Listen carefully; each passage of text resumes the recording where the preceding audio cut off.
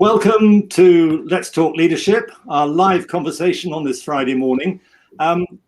Joining us on the conversation is Richard, who you don't often see, but he's the sort of technical guy behind a lot of what we do. And there's just the three of us this morning, Ian and myself. So Richard is joining in on the conversation.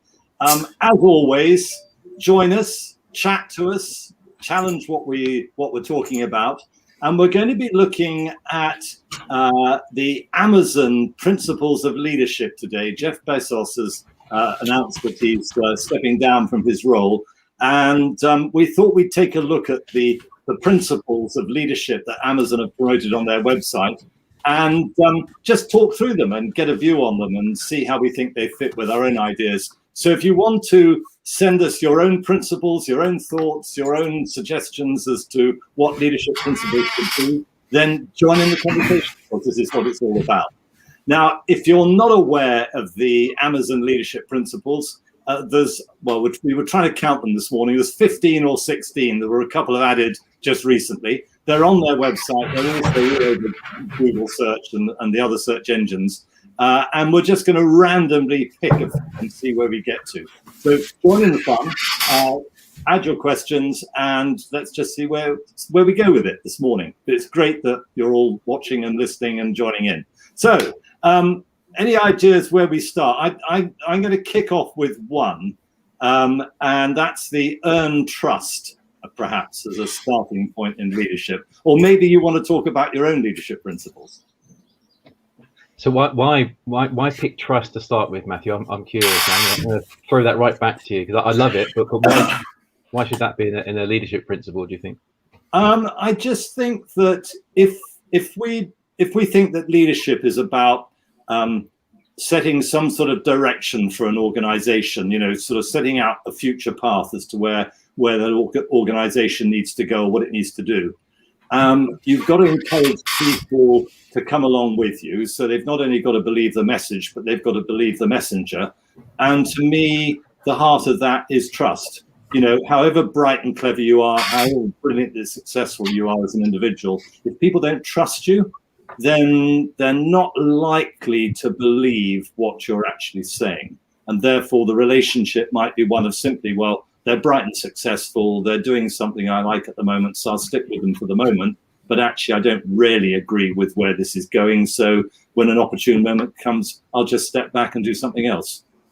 And it's fascinating, isn't it? Because I think it's essential that trust is mentioned somewhere in the material around. I mean, what other terms are there? There's values, to do with the culture, there are behaviors. But principles, and I love the fact that we're talking about principles because they develop a value into an actionable approach. And I think that's something I really like about and there are 16, so there's 14 of Amazon's original ones, plus the 2 as Jeff steps down. We'll come back to those a bit later. But I think this idea of if trust is a value, it's very easy to put it on a sign and put it up in the room of the office or the headquarters. And people say, oh yeah, trust is important. And of course, we want to trust people. It's the foundation of society, really, that we can trust others in terms of what they do and what they say and what we do and what we say. But how do we do it? And that's why I like principles, because how you express the value is then a good hint. So trust is one thing, but we trust each other suggests some behaviors, doesn't it? It suggests that if we don't trust each other, we should do something so we can trust each other. And you get a conversation going there, which I really like. Yeah, there's I don't know whether this is true, but there's a Dutch proverb that I quite like. So I'm looking at Brit, she'll probably tell me rubbish, this never existed.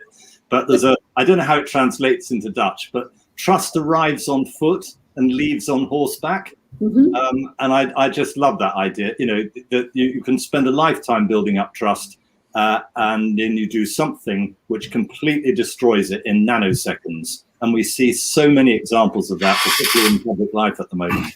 But so I don't know, Brit, is it a Dutch proverb? I must admit I don't know. It's definitely one that we know and use. Yeah. I don't know whether it originates in Holland. And interestingly, only yesterday I happened to look at the work of a 17th century poet. It's not my biggest hobby, but I stumbled across it. Jacob Cats, who was a very an interesting philosopher and statesman in Holland. And he said something about health, and he said something like, ill health comes by postal coach or something 17th century mode of transport, which was relatively quick, but it's very, very slow to disappear again. And I wondered whether that was maybe that idea of something that comes quickly or comes slowly, and then the reverse happens. Was that the origin of that? But anyway, it's true. I think it's true. And many people have found out to their detriment that it's a commodity that you can lose very, very quickly, and that I think also has ramifications for your other principles, because if there's no psychological safety, as we sometimes call it, don't we? Then it stifles innovation. It stifles thinking big. I'm just looking at Amazon's other principles. It stifles diving deep, operating at all levels, staying connected to details. If you don't trust each other, you don't tend to do that. Yeah. So yeah, I think it's probably, I would call it the principle of the principles, maybe even. Yeah, the sort of bedrock on which so much of it is based. Yeah. Yes. Yeah. How about some of the others? I mean, you say, but some of them struck me as being more like business principles than leadership things. Yeah. Yeah. And Ian, you made the comment that just now that 16 is rather a lot, Well, the trouble with principles is, and they're based on some core values, I think, and if you look at some of these in detail, and I would encourage the listeners, the readers, the watchers to have a look at these, because there's some great examples of really wholesome, I think, principles like customer obsession, and I've had a similar one many years ago in a company I worked for called Energies Communications, and we had an agency come in to help us. Classic consultants came in, but these were really cool consultants because they gave us, I think it was about six or seven principles, but one was be the customer, not just customer obsession, but be the customer. And it really changed the way that you thought about the customer, because if you're going to act as a customer, be the customer, you're going to experience the service that you give. And it can be any organization. We're talking about Amazon here. And I know that they have many different opinions on what they do and how they operate. But a large organization, if you really live up to that value and principle of be the customer, it changes the way you think about what you do and where you put yourself in that picture. Because if you're having to be the customer whilst you're the supplier, you can't make up the excuses all the time, because customer doesn't care about your excuses for why you're offering poor service. I noticed on the radio yesterday, I think it was Radio 4, there was an interview about how many companies now are being challenged by consumer watchdogs to say the pandemic has been horrific for many organizations and health and well-being across the world. We can no longer use it as an excuse for poor service delivery. I think that's fair. It is, because we've done a tremendous work, I think, around the world in maintaining good customer service. But if you're obsessed by customer service, you will stop making excuses for yourself. So I like that particular one. It's one of my favorites. Yeah. Any other thoughts? I mean, I don't like the word obsession, but that's just me. It sounds like a perfume, doesn't it, Matthew? Yeah. Yeah, I think it's too much. So I've got my COVID dog barking in the background. I think obsession is it's too strong. It almost overpowers everything else. And I think leadership is rather more than just being obsessional about things. Yeah. But what I love about it is the fact that we're talking about it, and we're even talking about the words in here, because that means, okay, so there's something in here that's important. I remember that when I worked for this company many years ago, we had one which was so be the customer was one. I got the book. I still got the book, and this was years ago. Okay, but there was one to do with the way that we work together, and the saying was something like, "We can always find a better way." And that was a principle. There's always a better way. So even if you think this is the best way of doing something right now, then we can change it. And that's pretty cool, and we're empowered to do that. So we should always be, whether we're obsessed by customers, we should be definitely focused on customers. But if there's always a better way, we're restless in finding those new ways. We embrace new ways. Yeah. So I quite like the ownership one. Yeah, definitely. The trust one, just going back to the trust one, that really resonated with me. Sorry about my mic issues and my squeaky chair. I don't know whether that should be fixed now. I've changed my mic. Can you all hear me okay? Yeah. Brilliant. Yeah, so the trust one really resonated with me, just to go back to that, because a few years ago, I made, without going into detail, so I used to run a team of about 6 or 7 people, and I run a social media agency, and I made a stupid mistake that led to a customer.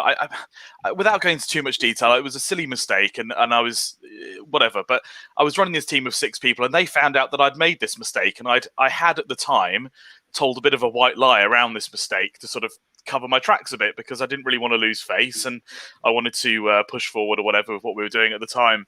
This came to light, and it really did. A couple of people stood by me and could see it from my perspective as a leader. But the other 4, I lost trust with them literally instantly, like that. So and it was at a really strange time as well, when we were experiencing quite high levels of growth, and it couldn't have come at a worse time.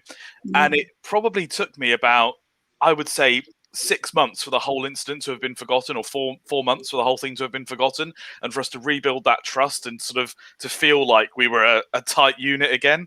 It wasn't anything major, but it was just something that caused people then to it sort of created a sense of toxicity in the office, I think, for a good month or so afterwards. And it took a lot to rebuild that. So I think it's incredibly important as a leader to almost be whiter than white, to build that trust up and to maintain it in any way you can. And I suppose that comes into ownership as well, so that when mistakes do happen, that you show that you've taken full ownership of them.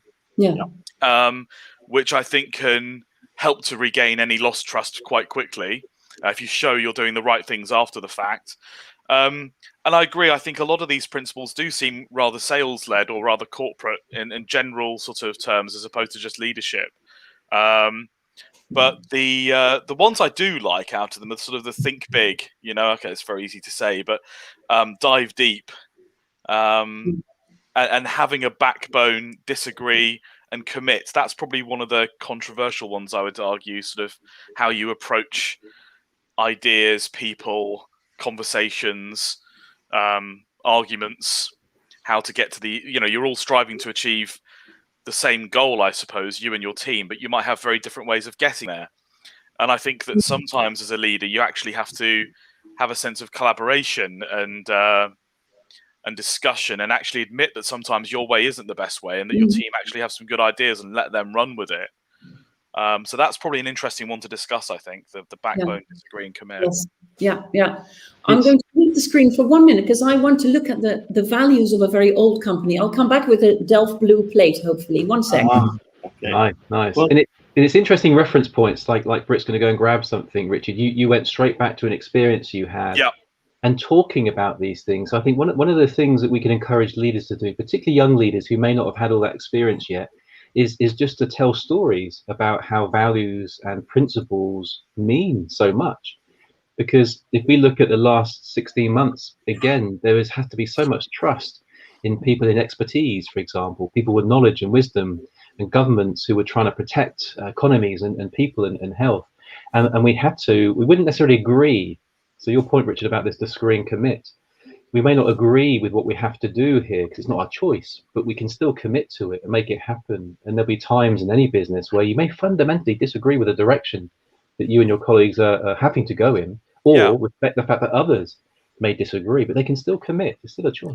And I think it's a tough situation for leaders the last last year and a half or so, because it's all very well being able to take on technology, right, to manage your team's effective, or rather to communicate with your clients, to communicate with your team. So, for example, in my business, I use tools like Slack, Zoom, all sorts of different things, Teams and whatever. So it's easy to have meetings, it's easy to discuss things, it's easy to collaborate. That took a while to set up that infrastructure, because not every company had that, and some company systems are far more complicated. So there'll be some leaders who are pulling their hair out trying to tackle these really what should have been simple issues, but were huge for them.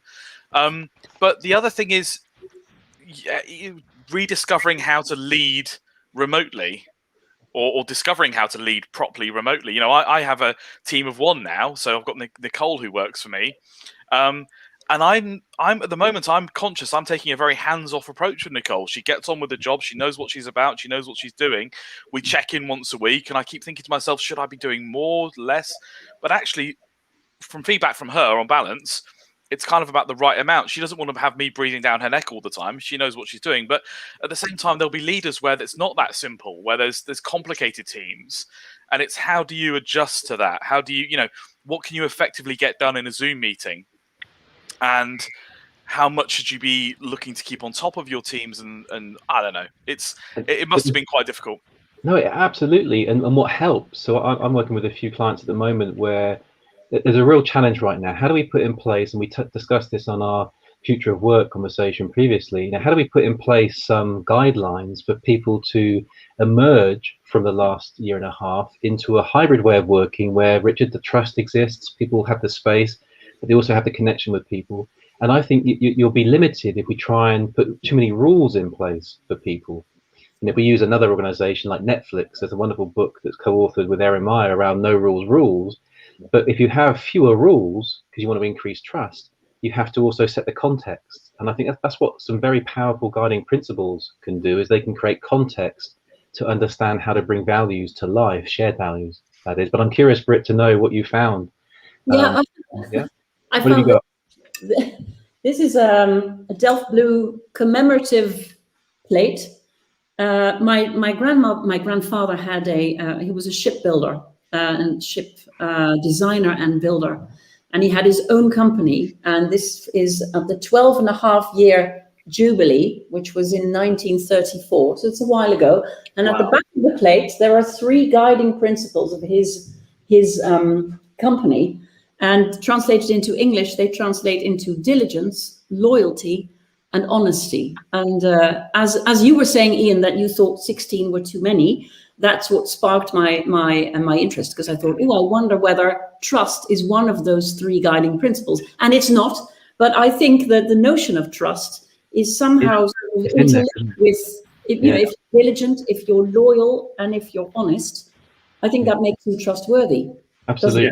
So I find it very interesting to see that, first of all, it was much more simple. It was simple, but not simplistic. And it was not so much customer oriented, although he built small ferries across riverboats. So he had customers, but it's I guess there's not so much focus on the customer, but maybe through those 3 guiding principles, that sort of assumes that there is. If you're diligent, you look after things, right? Whether it's a thing or a person or a customer. And happy staff, happy customers. And if it's all centered around the business, the purpose, and all those sorts of things.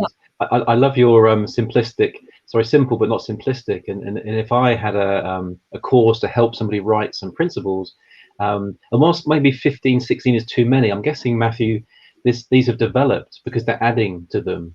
And you could never take some away, because if you were to remove some from your list, it would suggest they're no longer valid. So I kind of accept the fact there's a longer list and it will get longer. But I guess the most recent 2 are more significant for the future steps of the business. But if I had a list, it would have something like radical simplification. Right. Not just simplifying, an obsession with it, Matthew, okay, but radical, but not simplistic. Because I think it's a very different thing. You make it as simple as possible to make sure there's no confusion, people get it, understand it, can work with it, but no simpler. And that would be radical in my mind. Wouldn't it be great if all of our systems and processes and relationships just had just the essentials? It would make the world a better place. It really would. Yeah. Yes, because and I think we all know a recent example, which we won't mention, of a system that was so complex and complicated that it's actually, I think it erodes efficiency, and it also erodes trust ultimately, because it's just too much for people to grasp. But isn't it wonderful that back in 1930 or whatever, someone in a business decided to create an object of art, and on the back of that wrote 3 principles that if you were a passenger about to get on a ferry across a canal in Holland in the 1920s or 30s that had been made by this company, you would want to know that it had been made by people who were honest and loyal. And what was the third one you mentioned, Britt? Diligent. Diligent, yeah. So they made it as well as they could. You know, if there was anything they thought might be slightly wrong with the design, they would have spoken about it. And which gives you the trust as a customer to get on board that ferry and travel across a canal, knowing that those three principles have been lived by the people who built the very thing that you're standing on, and that there's a lovely plate that actually commemorates it. I mean, I suppose I don't know why I've got a slight niggle about some of these, only in that they sound as though they're written by someone rather than a group who is very entrepreneurial in the way they run a business, which might be the why Amazon is a huge success. And in fact, Jeff Bezos himself said, I think that one of the reasons for stepping down was that, you know, he liked all the idea of new ideas and creating new things. But there are one or two here that just sound a little bit like, I'm going to get involved in the weeds. I'm going to get involved in everything. I'm going to be so obsessional about it all that maybe the leadership bit gets mixed up with the sort of, you know, I'm the sort of clever power person here that knows how everything is going on, and this is what I want to do. I'm being a bit controversial, but you know, are you referring, Matthew? Sorry to interrupt you. Are you referring to the dive deep one? Is that the one? Well, dive deep is one. Yeah. You know, I don't think as a leader of an organization the size of Amazon, you need to trust people that in the organization at different levels, they're doing what needs to be done to make an organization the best it can be in terms of what it does and who it does it for. Yeah. Have backbone, disagree, and commit. I don't like the word backbone. That sounds like, you know, someone who doesn't disagree is somehow weak and spineless, when actually they may just decide that on this occasion, they're prepared to accept that there's a stronger argument, a better argument. So just on that, Bezos is famous for having arguments with his teams. Yeah, he wants the biggest arguments ever about, never personal, but about what they're focusing on, and then they break away. It's interesting. I was reading. Yeah, I mean, I don't disagree with that. But can you imagine being called into, if you know that the leader of your organization, and I'm not going to personalize it, is someone who is going to challenge you to the nth degree as to what the hell you're doing? I wonder what that creates in you as the person who's got to go into that environment and defend your corner. You know, I think either it's going to make you stronger and constantly push you to do better, or achieve more, or it's going to turn you into a nervous wreck, isn't it, or something? I don't know. It's just it's going to go one of two ways. And Richard, we must let everybody know that it was your idea for this topic today. So thank you, because I'm really loving the conversation, Matthew, because it's showing just with four of us that we can have a very different opinion about some of these things, which are meant to be helpful guiding principles, and yet we won't necessarily not agree with them, but maybe like to express them differently. This dive deep one I'm fascinated by, because it reminds me of a Ronald Reagan quote from years ago: "Trust but verify." Mm. And that may sound, well, in that case you don't trust if you have to verify. But I remember in my early days as a leader, there were some things I just didn't understand. So I do some deep diving. I check it out. And I found people that truly believed what they were saying, and they had evidence to back it up. But when I added bits and pieces together, it said something completely differently. And I would hope that's what it means, but it might not, because it could erode trust. But that's why trust has to exist separately. And that's why you have these three things. It's the interplay, I think, with these things. But it reminds me of my book again. This is going back many years. I'm so pleased I kept it. We had a principle. You like this one, Matthew? I think this was written for you. Are you ready for this one? Yeah, go on, far away. Say it like it is. Yeah. And I've known you for many years, and I think you live that principle. You're mindful in the way that you would share your opinion on something, but at some point you'll tell us, and I think it's important. And it means you have backbone. We don't have to put it in the line, but that's, I think, something that we would say, yeah, that would be about right. But sometimes you may not choose to speak up. You'll find your moment. This is generally now we would find our moment. But ultimately, if we say it like it is, we can protect each other as well. Yeah, and I think it's this principle of saying it as you find it, because your view may be different to someone else's, your experience might be different, but doing it in a way where you're not you're not criticizing a person's viewpoint if that viewpoint is different, or you're not, you know, you're trying, whatever the challenge is, it's to try and make something better, or to the point you made earlier, to simplify it in terms of make it easy to understand rather than making it simple necessarily. I mean, and that's why one of the ones I was absolutely drawn to was learn and be curious, because I think that's absolutely at the heart of leadership, and and encouraging everyone to learn and be curious. You know, that to me is real leadership. So I love that. I sort of just put a great circle around it. I thought, yeah, that speaks to me personally. I'm curious, Matthew, given what the other ones you picked on, what about are right, a lot? How do you feel about that one? I was going to mention, I find that a strange one, not just because of the way it's phrased, because all the other ones seem to be like instructions: invent, learn, be curious, and this one says are right a lot. And then it says leaders are right a lot. They have strong judgment and good instincts. They seek diverse perspectives and work to disconfirm their beliefs. So you have to read the subtext, don't you? You have to read the subtext, yes. And I'm not. Yeah, I just find it interesting to have that as one of your principles, and to say leaders are right a lot. We know that the leadership is a social process. It's not just one leader who is right a lot. So you would then have to be, if you think about it, you would want to be right as a leadership team. I'm not sure that's always possible. I don't know. What do you think about that one? I find it a bit odd in the list. I like it because it's provocative, and it's led to a conversation. That's why I like a lot of these, because it leads to a conversation about what's really important. So if that was the intention, well done, Amazon. Perfect. Mm-hmm. I think some level of mistakes are needed just for self-development, for learning. And I think as long as those mistakes aren't too big, then you develop massively as a leader. I know I have from making mistakes. And I think that they have strong judgment and good instincts. So rather than sort of leaders are right a lot, I think leaders have to make decisions a lot, whether they're right or not. Hopefully they are more than they are wrong. But I don't really understand. I'm not 100% sure how seeking diverse perspectives and working to disconfirm their beliefs ties into being right a lot. I'm not sure on that one.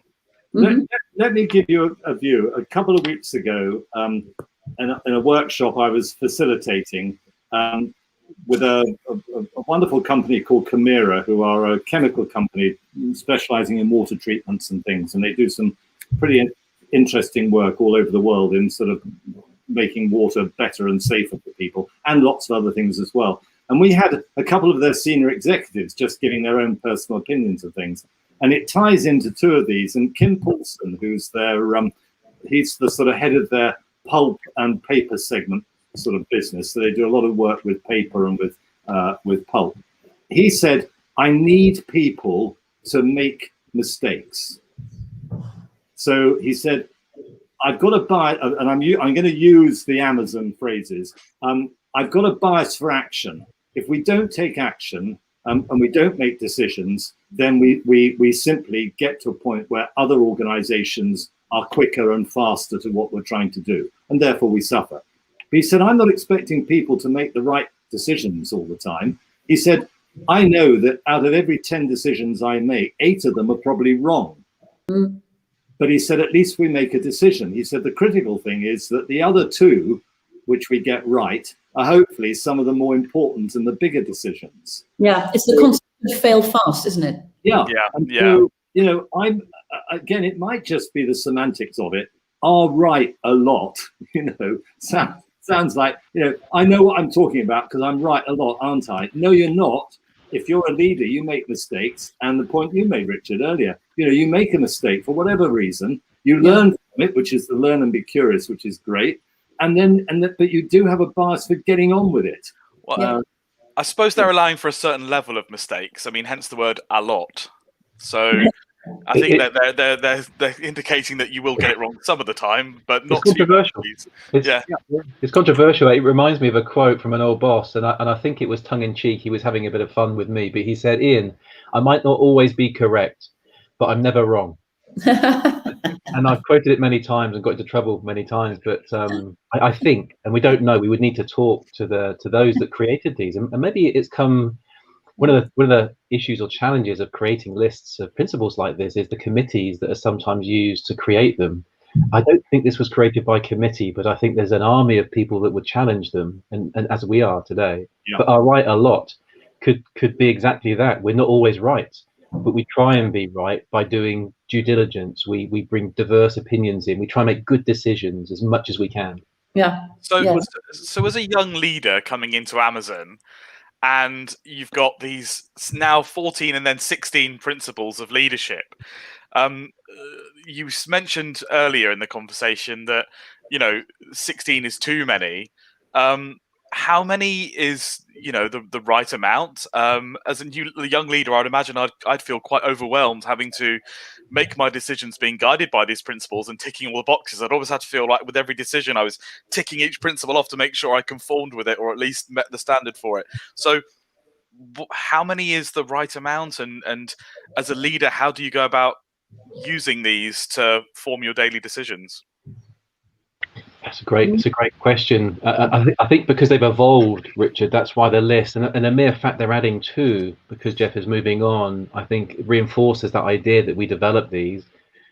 So me personally, to answer your question, I would probably go for 3 or 4 categories of principles and have 1 or 2 in each one. So the themes. There'll be one around trust, honesty, openness, speaking up, telling the truth, disagreeing, committing, that kind of stuff. And then some other ones around performance, maybe ones around decision making and things like that. But because it is quite overwhelming, isn't it, to see this list? Think, wow, that's a heck of a lot of stuff to live up to. Yeah. Sorry, Matthew. I was just going to say really quickly, just something else comes to mind is that it almost feels like a checklist of something that is going to be used against me when I make a mistake. So it's like, Richard, you didn't. You weren't frugal enough on this decision, and that's why you mucked up this one, or you didn't dive deeply enough or think big enough. I'm afraid. So off you go. But it could be. But what if it was used as a self checklist for leaders and young leaders to look back on a project or an initiative or a week's worth of work to say, right, how often was I right, and wherever I was wrong, did I include other opinions because I thought I knew better? How curious was I in this approach? Did we bring in the right team members, the best team members to help us, or did I go with the people that I thought I trusted because I knew them, for example? So as a self checklist, incredibly powerful, but as an external critique of you, it would be pretty intimidating, wouldn't it? Definitely. Yeah, I suppose, Rick, and coming back to your sort of question as a young leader, I suppose I see some of these as the sort of thing that, heaven forbid, if I was in a senior leadership position and I was employing someone what an awful thought, or sort of employing someone in a new a new leadership role, I might be saying things, if they said to me, well, what are your expectations of me in this role? I think I might say some of these, not probably the text rather than the headings. So I might say things like, well, a piece of advice, you need to earn trust. It doesn't come naturally. So think about how you treat people, think about how you behave, think about what you promise and what you can deliver. Take ownership. I'm expecting you to make decisions. You're going to get things wrong. I don't mind that, as long as you learn from it and you're constantly curious about how you could do things better. The bit about dive deep, I like the thing about, don't always take things at face value. Maybe there's a different story. Maybe there's someone else's viewpoint hasn't been considered, and it might throw some light on why something has happened. I do like the bit, where was it about? I'll write a lot. Maybe not talk about you've been appointed because you make wonderful decisions, but encouraging people to take diverse perspectives into account. We heard Rafi, talk about partnership when thinking about diversity and inclusion, and pairing up with someone who's got a very different perspective of life. So encouraging to do that. So I think there's lots of things in here that if you were I feel if I was having a conversation with someone going into a new role, I could use and use pretty effectively. I suppose my little quibble is that some of these sound a bit like, you know, the Ten Commandments, and I'm not sure that's necessarily quite how I would want to put these things out. But you know, who knows? I mean, strive to be the Earth's best employer. I see. I don't think that needs to be said. I think that ought to be taken as given that every organisation should be doing that, and then regardless of whether you're like you were, Rick, employing 6 people, or whether it's Amazon employing hundreds of thousands, you know, you strive to be the very best.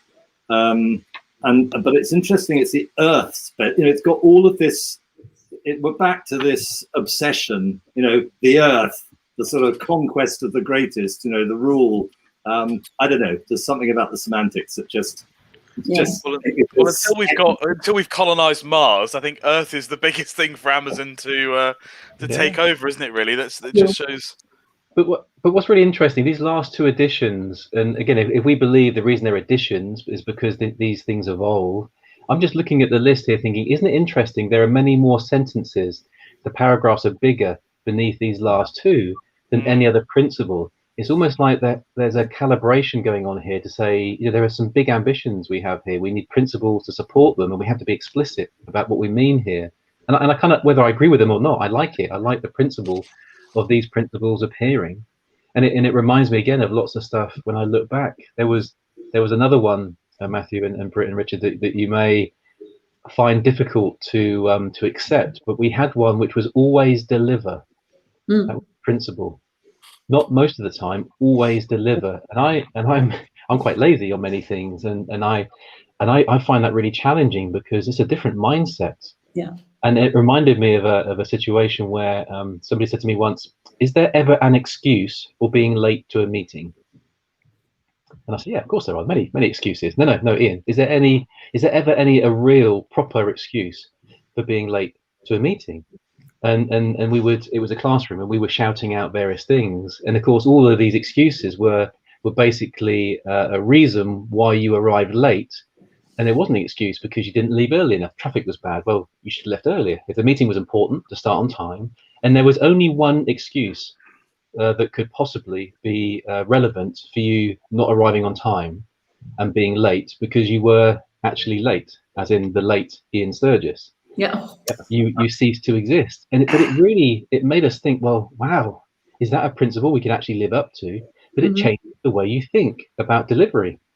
Yeah. And so for example, I've arrived later than the start time for many meetings over the years, but I now don't just arrive late. I send a pigeon ahead, you know, just say Ian's going to be arriving late. I send an email, I send a WhatsApp, and I know that you do as well. We've had many meetings like this, and if we're running late, we don't arrive late.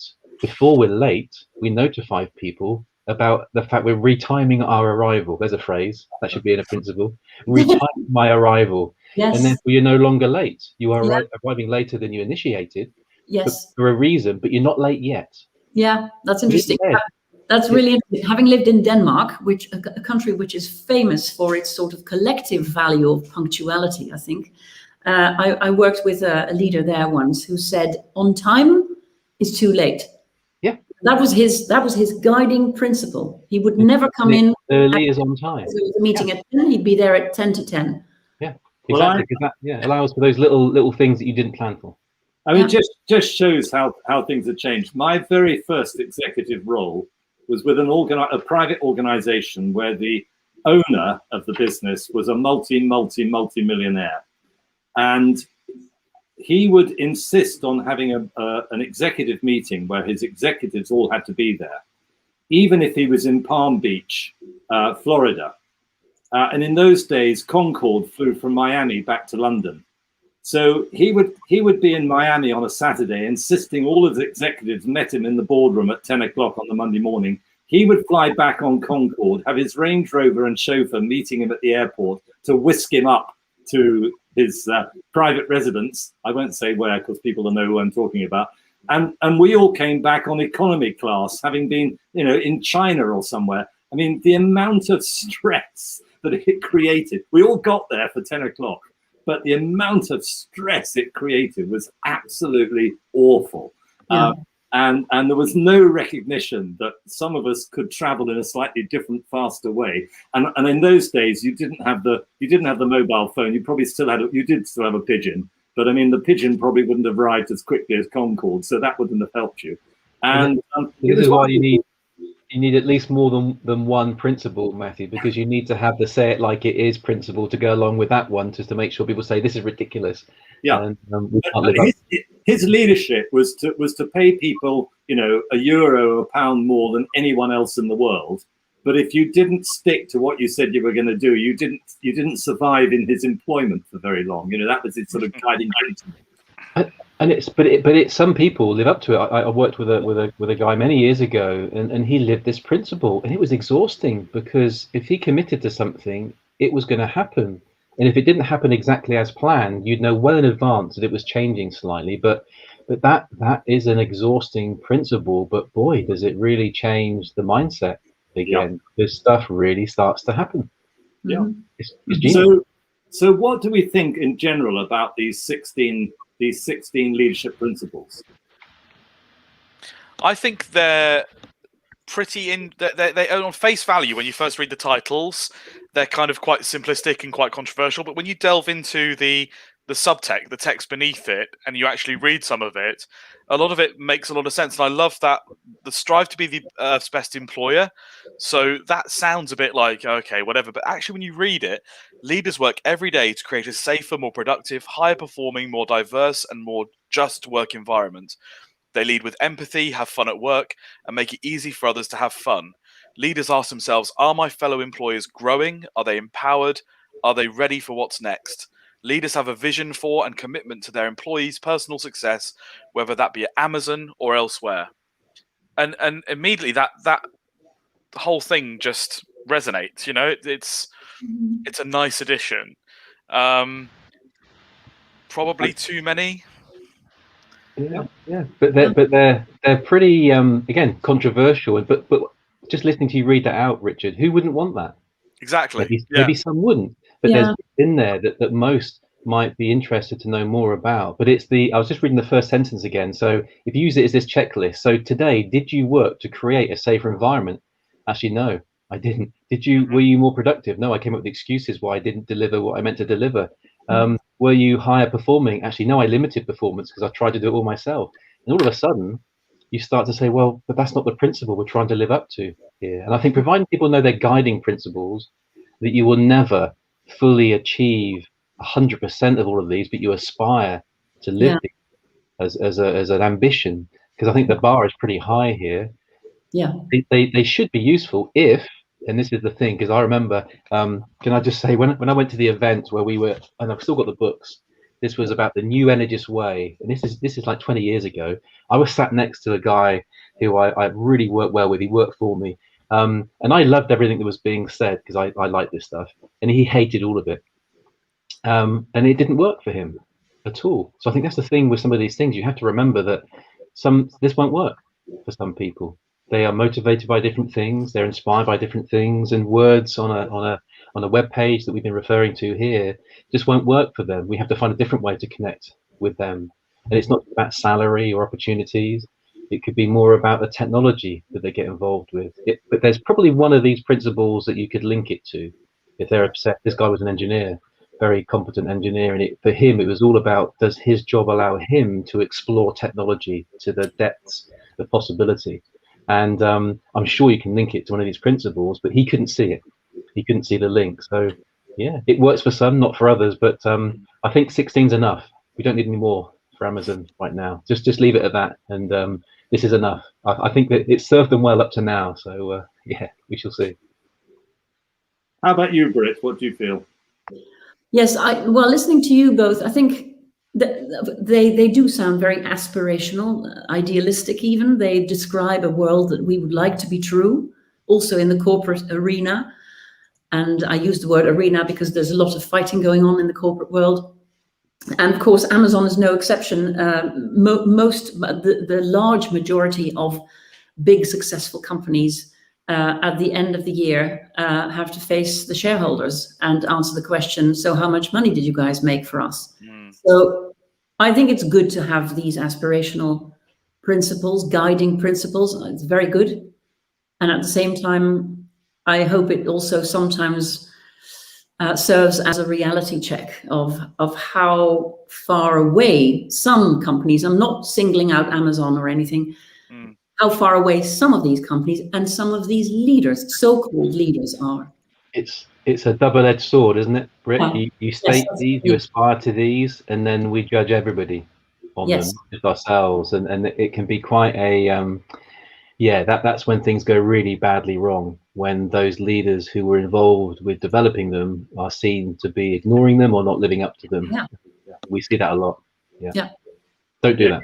You've got to live all of this, and the longer the list, the more you've got to live it. Yeah. Because there's always going to be something that you slip up on or perhaps aren't so successful at, even if it's not your fault, even if you're striving to be the Earth's best employer, or your sort of your bias for action means that you're often taking decisions before you've really thought things through. You're having to live all of this, and if you don't live it,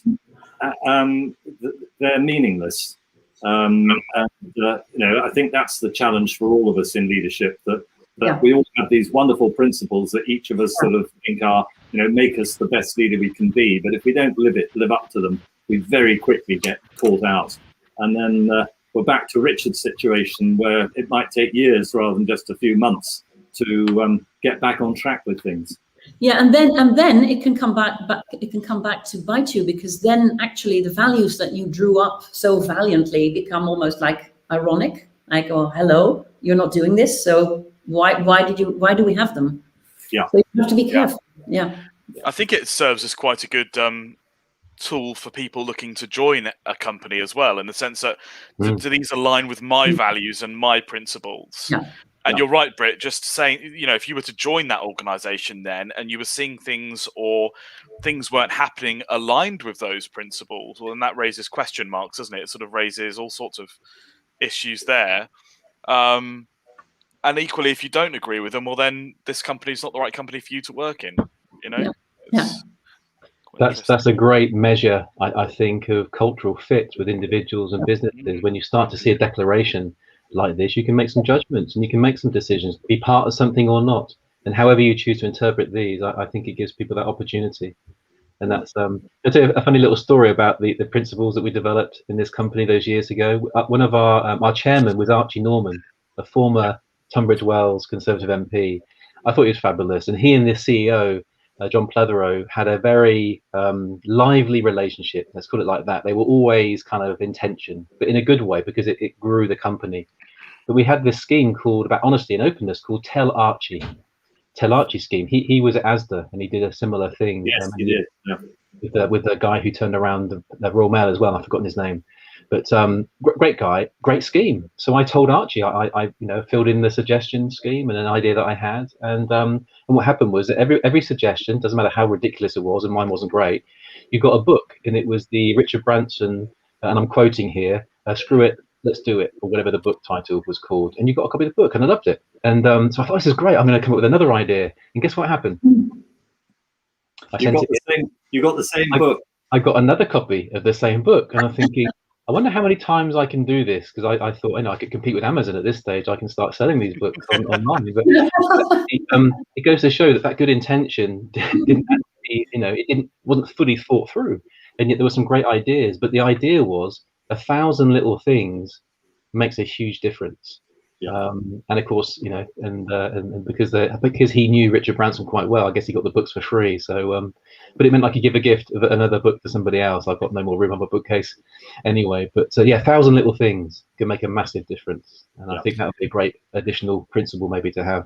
And that's number 17, Ian. We can't go there.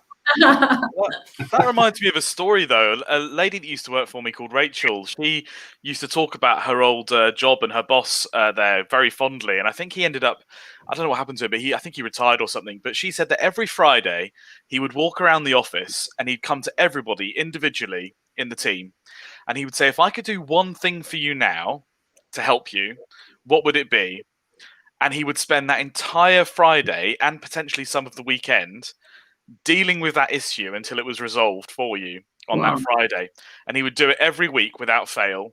And they were only a small team, so it wasn't like he was having to do like a million things. Yeah.